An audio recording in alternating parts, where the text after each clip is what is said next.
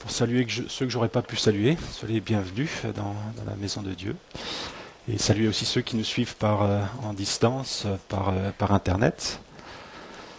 Donc aujourd'hui, c'est ce jour de la Pentecôte que nous célébrons, qui a eu lieu, comme vous le savez, dans le livre des Actes, il y a environ 2000 ans.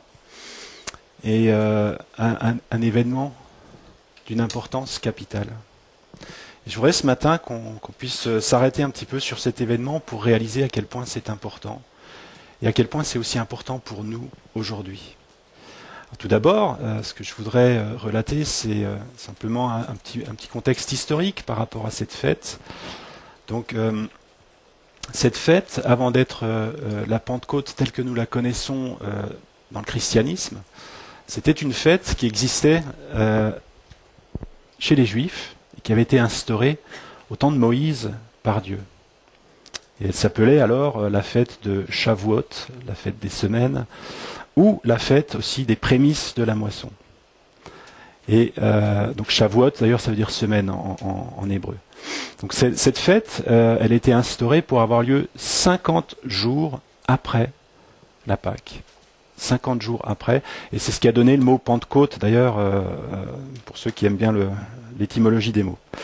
Et le jour du sabbat qui précède le jour qui suit le sabbat qui suit la Pâque, et bien plutôt le jour après le sabbat de la Pâque, voilà, les Juifs dans Lévitique, tout ça s'est instauré dans Lévitique, et cette fête, après Pâques, il venait apporter une gerbe unique d'orge, donc après la Pâque, pour comme des prémices de la moisson à venir. Il y a cette gerbe qui était présentée au temple, comme cela. Et puis 50 jours après, il y a cette fête de Pentecôte, de Shavuot, de semaine ou de prémices de la moisson qui a lieu.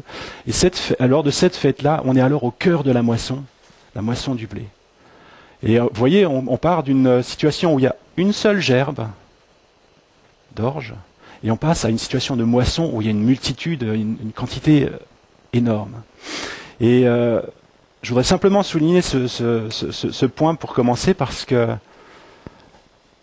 le dimanche de Pâques, le matin de Pâques, Jésus s'est relevé d'entre les morts. Il est comme cette gerbe annonciatrice de ce qui va venir. Et le jour de la Pentecôte, lorsque le Saint-Esprit est descendu, eh bien, ça fait assonance avec la moisson. Avec la moisson. Il y a cette assonance qui est là, et qui, la Pentecôte, elle est là pour la moisson. C'est une fête qui a un rapport avec la moisson. Alors je voudrais qu'on étudie ensemble un passage dans Acte 1, versets 3 à 9, et on va revenir sur cette notion de moisson un peu plus tard dans le message. Donc Acte 1, versets 3 à 9. C'est Jésus qui, avant la Pentecôte, donc alors qu'il est sur le départ, il laisse ses instructions à ses disciples pour leur parler de ce qui va venir. La Pentecôte, en tout cas l'effusion du Saint-Esprit est encore juste devant, on est aux portes. Donc après qu'il eut souffert, c'est-à-dire Jésus, il leur apparut, donc c'est-à-dire aux disciples, vivants, et leur donna plusieurs preuves, se montrant à eux pendant 40 jours, et parlant des choses qui concernent le royaume de Dieu. Comme il se trouvait avec eux, il leur recommanda de ne pas s'éloigner de Jérusalem, mais d'attendre ce que le Père avait promis, ce que je vous ai annoncé, leur dit-il. Car Jean a baptisé d'eau, mais vous, dans peu de jours, vous serez baptisés du Saint-Esprit. Alors les apôtres réunis lui demandèrent, « Seigneur, est-ce en ce temps que tu rétabliras le royaume d'Israël ?» Il leur répondit, « Ce n'est pas à vous de connaître les temps ou les moments que le Père a fixés de sa propre autorité. Mais vous recevrez une puissance, le Saint-Esprit, survenant sur vous, et vous serez mes témoins à Jérusalem, dans toute la Judée, dans la Samarie et jusqu'aux extrémités de la terre. » Après avoir dit cela, il fut élevé pendant qu'ils le regardaient, et une nuée le déroba de leurs yeux. Si on devait situer ce texte en disant qu'aujourd'hui, on imagine qu'aujourd'hui c'est la Pentecôte telle que les disciples l'ont vécue il y a environ 2000 ans. Eh bien, le moment que je viens de vous lire se passe à peu près 10 jours avant, et ça correspond le jour de l'Ascension dont nous avons célébré la fête jeudi de la semaine dernière. Donc vous voyez un temps court entre les deux, et Jésus qui prépare ses disciples. Et alors on peut se dire, mais ce jour de l'Ascension, où Jésus leur a annoncé ce texte que je viens de vous lire, eh bien c'est un moment triste, on pourrait dire. On pourrait imaginer que c'était un moment triste. Et si j'avais été à la place des disciples, je peux imaginer que j'aurais eu certainement un très sérieux pincement au cœur de voir Jésus partir et du coup d'avoir l'impression de rester seul. Parce que Jésus est parti. Il n'est plus là, ils ne peuvent plus le voir, et c'est peut-être une des raisons pour lesquelles ils sont restés avec les yeux fixés vers le ciel, comme ne sachant pas quoi faire, vous voyez, peut-être espérant que Jésus reviendrait tout de suite, mais en tout cas comme dans le désarroi, parce que c'est comme si quelqu'un de archi cher partait, et qu'ils étaient comme dans le désarroi. Mais ce que je voudrais dire par rapport à cela, c'est que Jésus avait préparé ses disciples bien avant à cet épisode-là. Ils avaient préparé de différentes manières. Bien sûr, ils n'ont pas tout compris, mais toutes ces choses leur sont revenues et ont pris un sens lorsque ça s'est produit. Et c'est cette première étape que je voudrais qu'on explore ensemble, comment Jésus a préparé ses disciples. Et derrière ça, ce qu'on va voir, c'est combien le Saint-Esprit est précieux. Combien c'est pas un don anodin que Jésus nous fait en envoyant le Saint-Esprit. Et on va simplement parcourir certaines des choses que Jésus a dites à ses disciples par rapport à la venue du Saint-Esprit. Dans Jean 14, versets 16 à 20, Jésus leur dit « Moi je prierai le Père, et il vous donnera un autre consolateur, afin qu'il demeure éternellement avec vous. L'Esprit de vérité que le monde ne peut recevoir, parce qu'il ne le voit point et ne le connaît point. Mais vous, vous le connaissez, car il demeure avec vous, et il sera en vous. Je ne vous laisserai pas orphelin. Je viendrai à vous. Encore un peu de temps, et le monde ne me verra plus. Mais vous, vous me verrez, car je vis, et vous vivrez aussi. En ce jour-là, vous connaîtrez que je suis en mon Père, que vous êtes en moi, et que je suis en vous. » Un texte qui est extrêmement riche, et je vais simplement souligner quelques aspects, toujours dans cette optique de Jésus qui prépare ses disciples à ce jour, justement, dont nous avons lu le texte, où il est parti, il est reparti au ciel. C'est un texte où Jésus nous annonce à la fois son départ, mais il annonce aussi la venue d'un autre consolateur. Et le mot « autre » ici, en grec, c'est le mot « allos ». Le mot « allos », ça veut dire un autre, pas un autre différent de moi, mais ça veut dire un autre comme moi. Un autre comme moi. Et il y a comme une continuité qui aura lieu, et Jésus leur dit « Mais je ne vous laisserai pas orphelins ».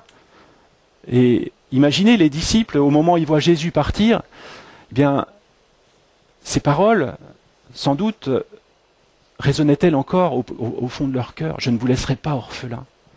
Je vous enverrai un autre consolateur, un autre comme moi. » Et ce autre comme moi, eh bien, c'est ce qui permet aussi de comprendre que, vous voyez, il est dit, le monde ne le connaît point, mais vous le connaissez. Ils le connaissaient sans encore avoir fait l'expérience, si vous voulez, de la Pentecôte, parce qu'ils étaient aux côtés de Jésus, parce qu'ils connaissaient Jésus. Et en connaissant Jésus, c'est comme s'ils connaissaient déjà cet autre, comme Jésus, le Saint-Esprit, qui allait venir. Et Jésus leur dit, il demeure avec vous. Donc Jésus était avec eux encore à ce moment-là. Et il leur promet, il sera en vous. Et on commence à voir la différence entre le temps où les disciples étaient avec Jésus et le temps à venir que Jésus annonce ici. Le Saint-Esprit, il sera en vous. Voyez ? Pour l'instant, il était à côté d'eux, il demeure avec vous par Jésus, mais il allait être bientôt en eux. Et bien sûr, ce côté, je ne vous laisserai pas orphelin. Et le mot consolateur, qui est utilisé dans ce passage, eh bien, que Jésus utilise pour décrire le Saint-Esprit.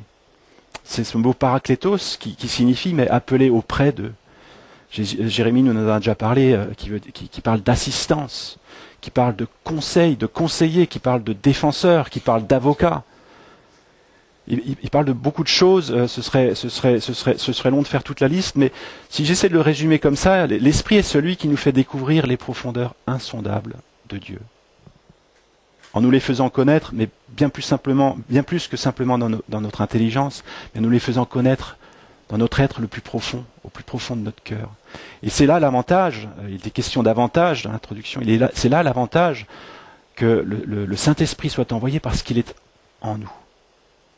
Et il agit en nous pour nous faire connaître dans les profondeurs Dieu, le royaume, Jésus.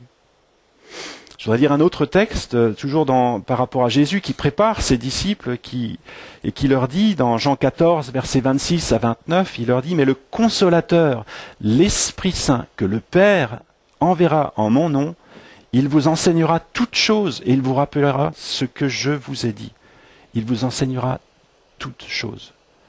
Vous voyez, il vous rappellera ce que je vous ai dit.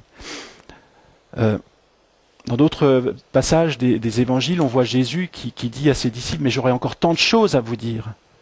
Mais vous ne pouvez pas encore les supporter, vous n'êtes pas encore en mesure de les supporter. Et ici, il leur dit, mais je vous enverrai le Saint-Esprit qui vous enseignera toutes choses. Il y a ce temps où, vous voyez, les disciples, ils ont été capables de saisir qu'une fraction de ce que Jésus leur a transmis pourtant. Mais il leur promet le Saint-Esprit, qui va leur rappeler, qui va leur enseigner, qui va leur faire découvrir la profondeur. Et aujourd'hui encore, 2000 ans après, les paraboles et les enseignements de Jésus c'est intarissable ce qu'on peut dire sur ces choses. Parce que le Saint-Esprit, vous voyez, il continue d'agir et de nous parler au travers des paroles de Jésus. Et il y a ce texte qui a déjà été lu dans Jean 16, verset 7, où Jésus prépare toujours ses disciples et il leur dit « Mais il est avantageux que je m'en aille, car si je ne m'en vais pas, le Consolateur ne viendra pas vers vous. Mais si je m'en vais, je vous l'enverrai. » Et on peut commencer à comprendre au travers des passages précédents, eh bien, à quel titre c'est avantageux. À la place d'être à côté de nous, il est en nous. Alors oui, il y a ce pincement au cœur des disciples de voir Jésus partir et de se sentir comme seuls à cet instant précis. Mais en même temps, de la manière à laquelle Jésus les a préparés, il y a aussi cette attente qui est déjà là, cette attente forte de connaître ce Consolateur, de le vivre, de vivre sa présence. Et Jésus leur dit, dans le passage que nous avons lu tout au début, d'attendre ce que le Père avait promis. Il s'agit bien d'une promesse. Ce que le Père avait promis et que je vous ai annoncé. Et je vous ai lu certains passages dans lesquels Jésus avait annoncé à ses disciples cela. Il leur rappelle tout ça pour stimuler ces braises qui sont là pour que la flamme prenne. Et il ajoute dans le verset 5 de Actes chapitre 1er, il leur dit « Jean a baptisé d'eau, mais dans peu de jours, vous serez baptisés du Saint-Esprit. » On arrive ici à cet autre aspect, c'est ce baptême du Saint-Esprit. Jésus qui fait le contraste entre le baptême de Jean et le baptême du Saint-Esprit. Et ça nous renvoie au début des évangiles, lorsque, vous vous souvenez, Jésus va vers Jean, qui est en train de baptiser des foules auprès du Jourdain. Et lorsque Jean voit venir Jésus, eh bien, il leur dit cette parole dans Luc 3,16, « Moi je vous baptise d'eau, mais il vient celui qui est plus puissant que moi, et je ne suis pas digne de délier la courroie de ses souliers. Lui, il vous baptisera d'Esprit Saint et de feu. » Et dans cette phrase, Jean, il pointe comme sur la raison pour laquelle Jésus vient, pour baptiser d'Esprit Saint et de feu. Sauf que, dans tous les évangiles, lorsqu'on parcourt les évangiles, on ne voit pas cette parole se réaliser. là Jésus, dans Acte 1, au moment de son départ, il rappelle cette parole de Jean à ses disciples. Et j'imagine que cette parole, elle est restée comme incomprise dans le cœur des disciples jusqu'à présent, et en particulier ancrée dans le cœur des disciples qui étaient auparavant des disciples de Jean et qui se sont mis à la suite de Jésus.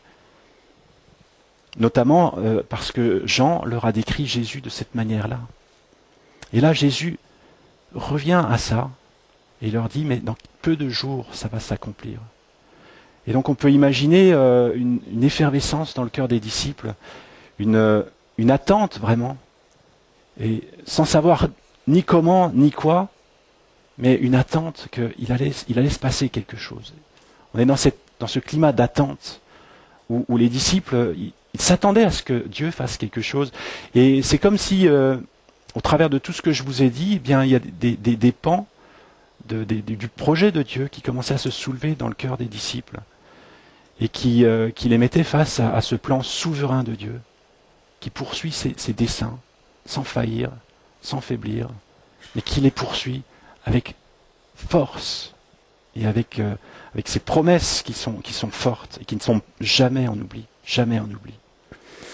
Alors on arrive à présent à ce jour de la Pentecôte où les disciples sont assemblés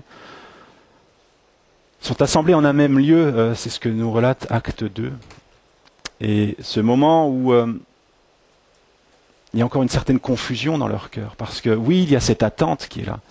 Oui, il y a cette espérance forte, il y a ces promesses fortes que Jésus leur a laissées.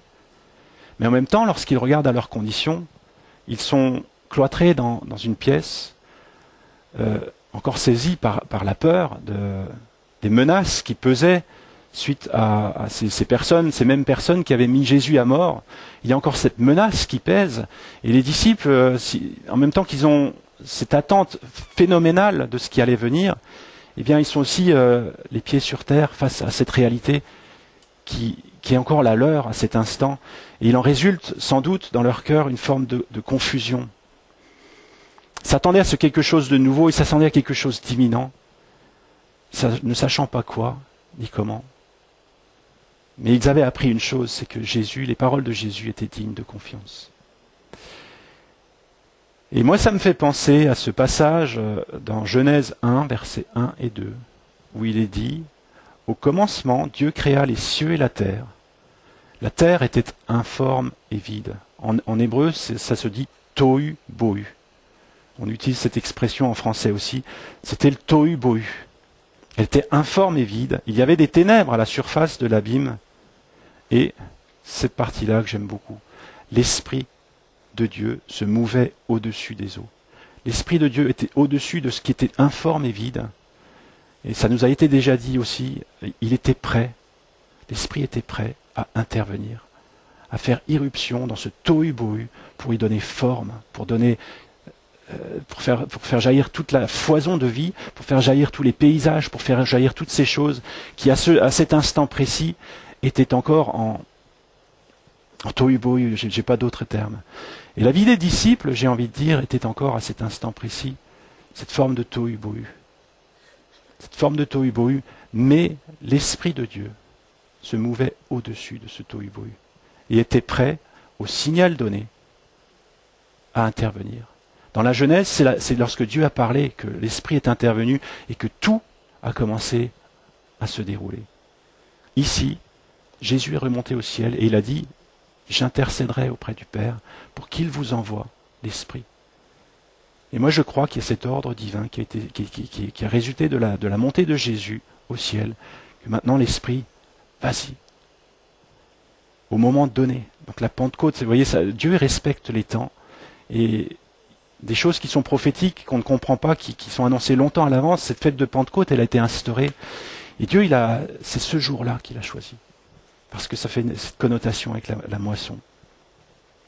Eh bien, ce tohu-bohu de la vie des disciples, qui leur a valu aux uns et aux autres bien des déboires dans les heures sombres qui ont précédé quelques jours, enfin quelques semaines auparavant, lorsque tous, au moment de l'arrestation de Jésus, eh bien, ont fui Jésus. Ils l'ont renié.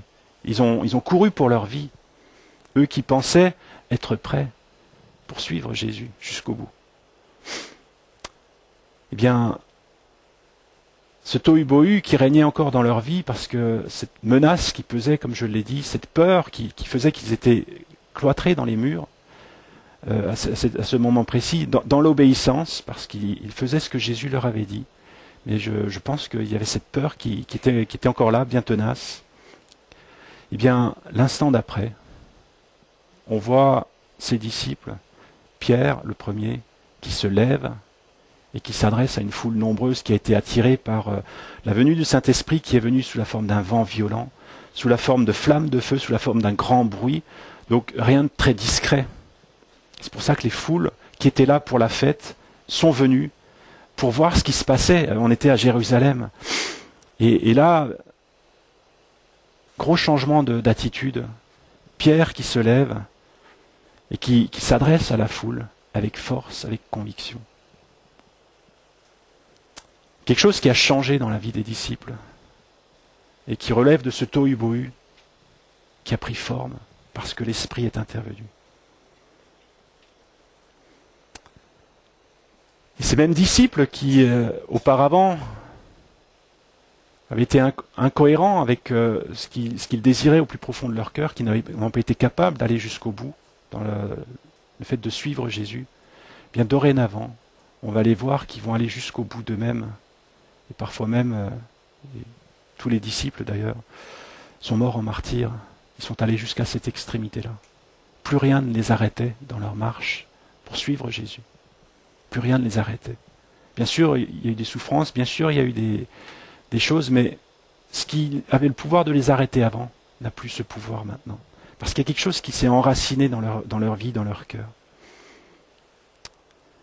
Alors il y a ce changement tellement important qui a eu lieu dans la vie des disciples.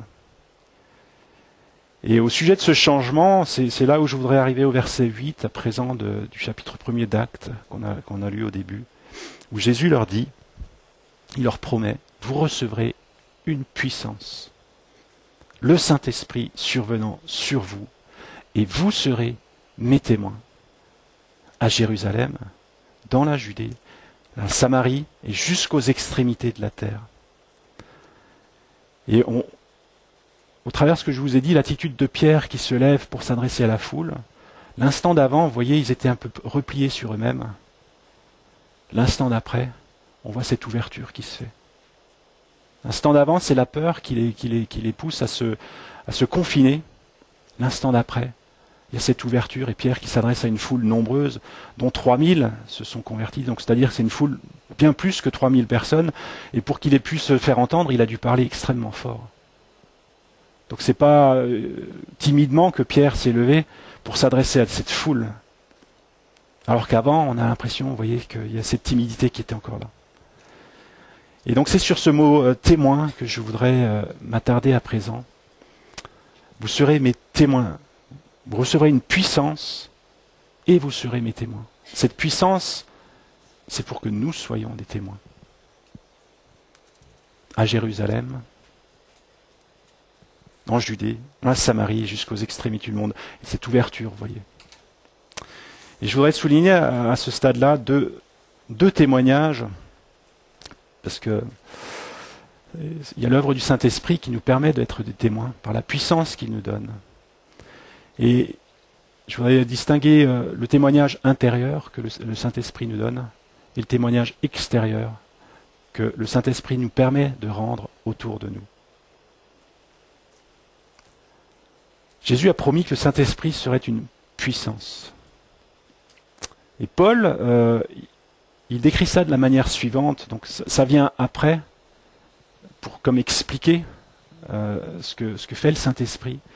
Mais Paul, il explique ça de la manière suivante dans Éphésiens 3, versets 14 à 19, où il dit « À cause de cela, je fléchis les genoux devant le Père, duquel tire son nom toute famille dans les cieux et sur la terre, afin qu'il vous donne, selon la richesse de sa gloire ».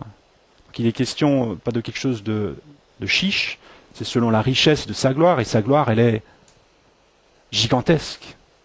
Et encore, ça souligne la qualité de ce qui nous est donné. Il nous donne d'être, selon la richesse de sa gloire, d'être puissamment fortifiés par son esprit dans l'homme intérieur. En sorte que Christ habite dans vos cœurs par la foi, afin qu'étant enracinés et fondés dans l'amour, vous puissiez comprendre avec tous les saints quelle est la largeur, la longueur, la profondeur et la hauteur, et connaître l'amour de Christ qui surpasse toute connaissance, en sorte que vous soyez remplis jusqu'à toute la plénitude de Dieu. Question d'ici d'être fortifié. Saint-Esprit qui donne cette force à l'homme intérieur. Je ne sais pas si ça vous arrive parfois d'être comme un peu perdu, manque de force, on a l'impression qu'on n'y arrive pas, qu'on n'a pas la force, pas l'énergie. Eh bien, on a besoin du Saint-Esprit. Il est celui qui nous donne cette force, qui nous permet de continuer, d'avancer, même là où il n'y a plus de force. Et il le fait comment? Parce que il fait en sorte que Christ habite dans nos cœurs par la foi. Il nous permet d'être fondés, enracinés. Ce sont des mots forts qui nous parlent de comment on peut tenir. Vous voyez, si vous imaginez un arbre qui est secoué par le vent, sans racines, sans fondement, eh bien, ça ne tient pas. Mais là, il est question d'être fondé, d'être enraciné. Dans quoi? Dans l'amour. Question de comprendre, de connaître l'amour de Christ. Connaître, pas simplement avec la tête, mais connaître en étant persuadé, convaincu au plus profond de nous-mêmes de l'amour de Christ. C'est différent. Moi, je peux savoir que quelqu'un m'aime, mais vous faire une grosse différence si je le sais que intellectuellement ou si je le sais au plus profond de moi-même. On fait tous cette différence. Et là, il est question de le savoir au plus profond de nous-mêmes. Ça nous donne une force, une assurance. Cette force et cette assurance que les disciples ont commencé à avoir à partir de la Pentecôte.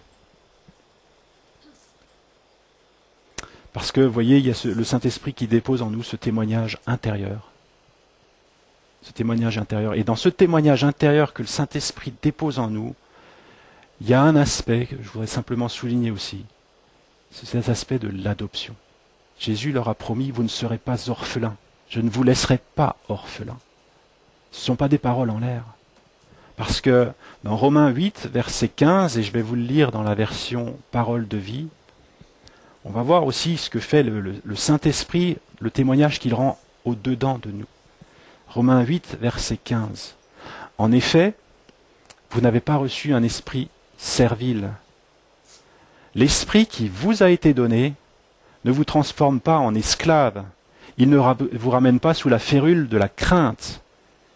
Il vous introduit de plein droit, dans la famille de Dieu. Il a fait de vous des fils adoptifs de Dieu, ce qui vous permet de l'appeler Père, cher Père, ou Abba, Père, dans d'autres traductions. J'aime bien celle-ci qui souligne mon cher Père. Il y a cette relation de proximité qui s'établit par le moyen du Saint-Esprit.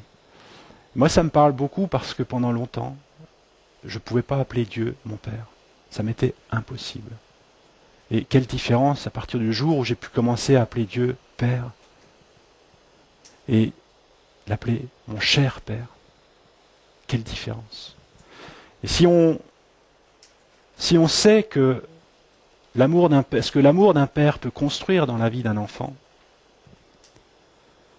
en termes d'identité, en termes de caractère, d'assurance, cette assurance qui lui permet ensuite de faire face à toutes les difficultés de la vie lorsque cet enfant deviendra grand, toutes les tempêtes de la vie. Est-ce qu'il est utile de préciser d'avoir ce témoignage au-dedans de nous, que nous sommes fils, que nous sommes filles, que nous pouvons appeler Dieu mon cher Père, d'avoir cette relation avec lui. Tout ce que Dieu veut construire ou reconstruire au travers de cette relation enfant, Père, et où le Saint-Esprit joue un rôle clé en nous, bien, toutes les murailles de distance tombent et Nous savons que nous faisons partie de la famille de Dieu. Il y a cette appartenance qui est là, de plein droit. Alors il y a ce témoignage intérieur comme une conviction profonde. Et cette conviction profonde, vous comprenez, c'est pas juste superficiel, j'insiste simplement. C'est quelque chose, on sait. On sait qu'on sait.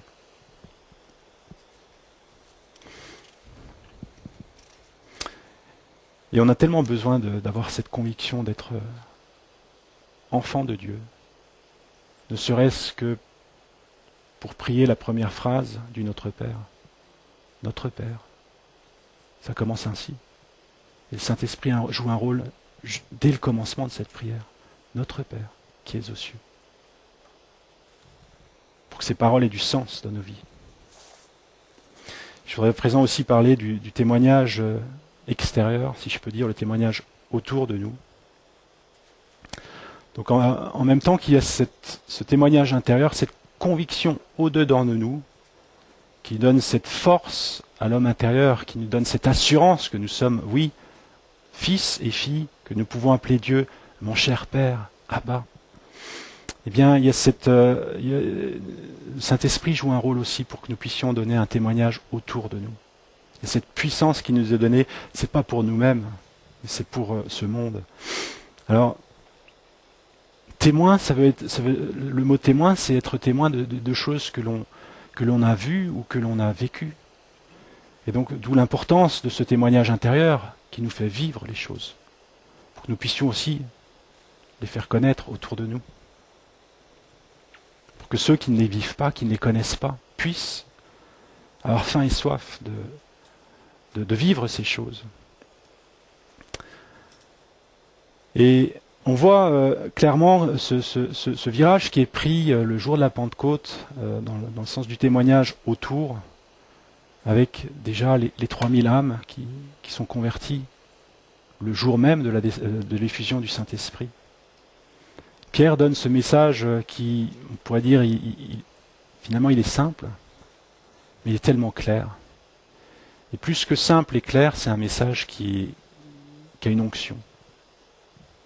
L'onction du Saint-Esprit, cette onction que donne le Saint-Esprit et qui permet de susciter chez les auditeurs la conviction.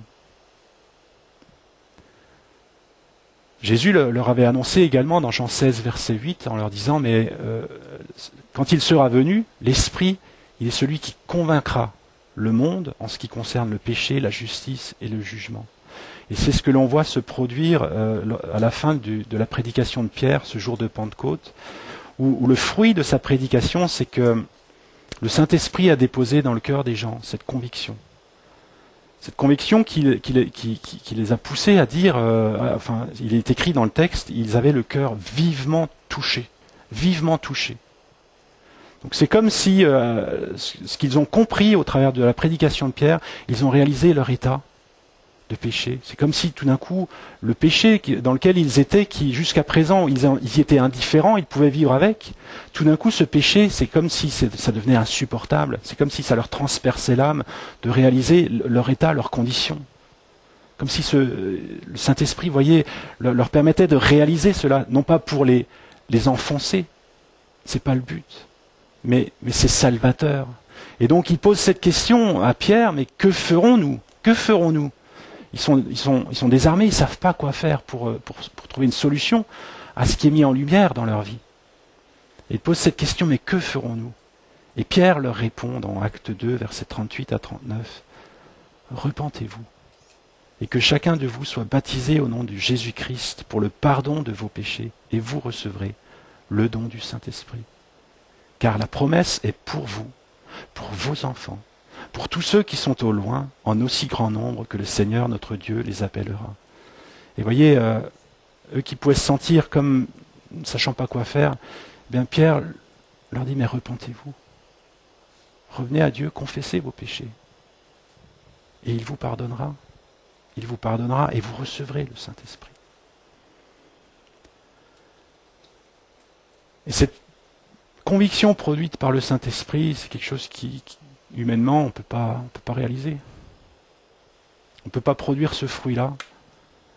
Simplement, humainement, on a besoin de l'aide du Saint-Esprit, de cette puissance du Saint-Esprit, pour qu'il y ait ce fruit-là dans la vie des personnes qui sont encore aveuglées par leur péché, qui sont encore aveuglées par le prince de ce monde, pour qu'ils puissent réaliser et être touchés au plus profond de leur cœur, et qu'ils puissent se mettre en marche comme ce fils prodigue qui rentrait en lui-même.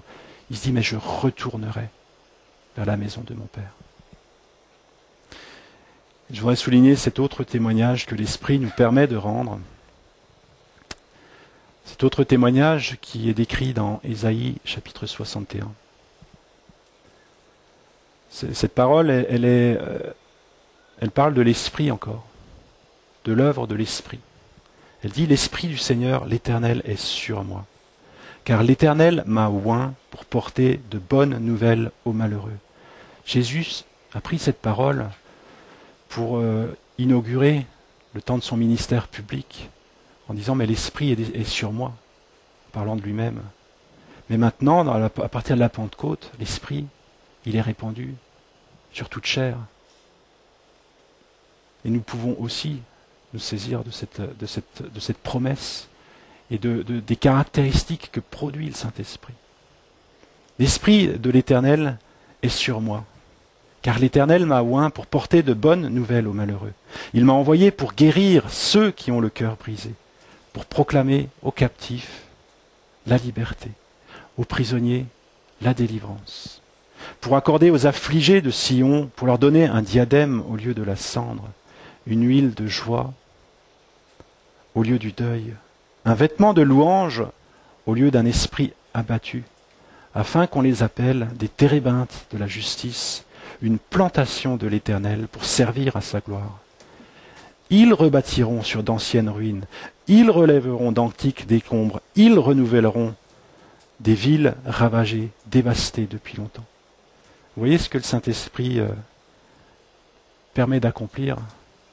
Et si on voulait faire ça nous-mêmes, sans le secours du Saint-Esprit, combien on se sent démuni, combien on se sent incompétent, j'ai envie de dire, mais il est celui qui nous rend compétents, il est celui qui nous équipe, il est celui qui nous permet de faire ces choses, ces choses grandes à l'échelle d'individus, et grandes aussi à l'échelle, vous voyez, les questions d'anciennes ruines. Et le monde dans lequel nous vivons, si on regarde moralement et spirituellement, ce sont des ruines qui nous entourent. Ce sont des ruines. Il y a beaucoup de choses à rebâtir. Je vous invite simplement à clore et on va prier. Seigneur, nous te remercions pour le don du Saint-Esprit, Seigneur. Nous te remercions, Seigneur, parce que toi, tu poursuis tes desseins souverains, Seigneur. Tu es venu jusqu'au plus près de nous, tu es venu jusqu'à nos côtés, Seigneur, en marchant sur cette terre. Et tu es venu jusqu'à habiter dans nos vies, dans nos cœurs, Seigneur, par le moyen du Saint-Esprit. Alors Saint-Esprit, nous t'ouvrons, Seigneur, tout grand encore nos cœurs ce matin, Seigneur. Fais ton œuvre, Seigneur. Fais ton œuvre en nous, Seigneur. Et nous voulons te dire que nous avons faim et soif de toi, Seigneur. Faim et soif, Seigneur, de toi, Seigneur, pour que tu fasses ton œuvre en nous, Seigneur. Cette œuvre qui nous donne cette force, Seigneur, que nous n'avons parfois pas, Seigneur. Cette force pour être, Seigneur, des disciples, Seigneur, qui te suivent, Seigneur, jusqu'au bout, comme les disciples, les apôtres l'ont fait, les premiers apôtres l'ont fait. Cette force, Seigneur, qui nous permet aussi d'avoir ce témoignage intérieur, Seigneur, en ce qui concerne notre identité, que nous soyons bien assis, Seigneur, dans l'identité que tu nous donnes, Seigneur, de fils et de filles. Que ton esprit en nous puisse s'écrier vraiment. Abba, Père, Seigneur. Et qu'il y ait cette force aussi qui nous soit donnée, Seigneur, pour briller, Seigneur, dans ce monde, Seigneur. Que nous puissions dire, Seigneur, l'Esprit de l'Éternel m'a oint, Seigneur. Comme il est dit dans Ésaïe 61.